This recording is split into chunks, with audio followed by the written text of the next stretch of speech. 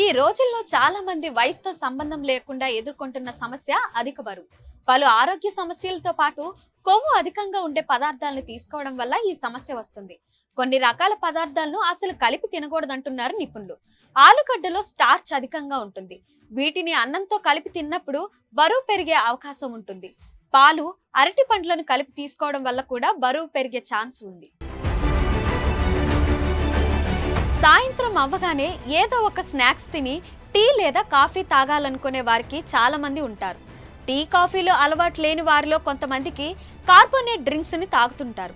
అయితే ఈ కాంబినేషన్ కూడా ఆరోగ్యానికి మంచిది కాదంటున్నారు నిపుణులు. దీనివల్ల అధిక బరువు సమస్య మాత్రమే కాకుండా ఎసిడిటీ సమస్యలు కూడా వచ్చే అవకాశం ఉంటుంది. కొంతమంది ప్రోటీన్స్ కోసం ఓట్స్ కు డ్రై ఫ్రూట్స్ తో కలిపి తింటారు.